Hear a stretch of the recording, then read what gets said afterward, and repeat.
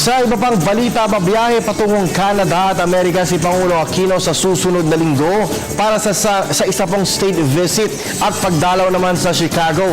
Kabilang po sa agenda ng Pangulo sa state visit sa Canada ang pagpapalakas ng relasyon ng dalawang bansa at usapin na rin sa West Philippine Sea. Nakatakda namang bisitahin ni Pangulo Aquino Filipino community sa Chicago, USA. Ang ulat mula kay Rocky Ignacio. Tutulak si Pangulo Aquino sa Canada para sa 4 na araw na state visit pati na rin ang pagdalaw sa Chicago ngayong May 6 hanggang 9. Ayon kay Foreign Affairs Assistant Secretary Maria Angelita Austria ng Office of American Affairs, inaasahan sa pag-uusapan ni Pangulo Aquino at Canadian Governor General David Johnston ang usapin sa West Philippine Sea. Ang Canada ay kabilang sa G7 na nagpahayag ng pagkilala na dapat maresolba ang usapin ng territorial dispute sa lugar dahil sa posibleng epekto nito sa global economy. Sa Canada, ang G7 ay binubuo ng France, Germany, Italy, United Kingdom, Japan at Estados Unidos.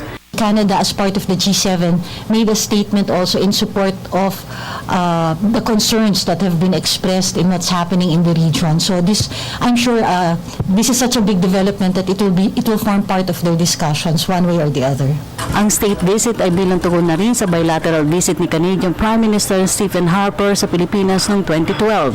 Layunin nito na palakasin pa ang ugnayan sa larangan ng trade and investments pati ng pagtiyak sa kapakanan doon. Sa kasalukuyan ay may 700,000 Pilipino ang naninirahan at nagtatrabaho sa Canada.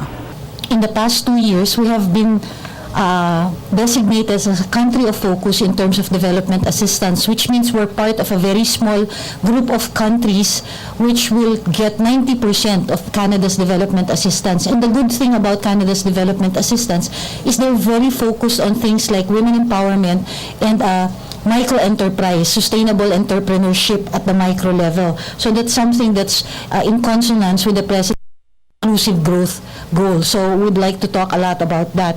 We're also looking at discussions for the protection of our Filipino workers in Canada, and they will also be talking about regional developments. Bukod sa Canada, bibisita si Pangulo Aquino sa Chicago para dalawin ang Filipino community doon. Ayon kay Austria, pagkakataon nito ng Pangulo na makasalimuha sa unang pagkakataon ang mga Pilipino doon.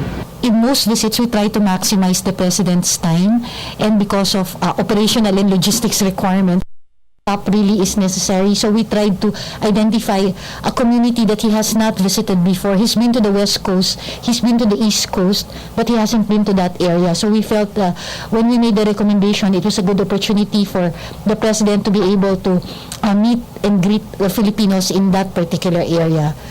So we recommended Chicago. Para sa Telebisyon ng Bayan, Rocky Ignacio.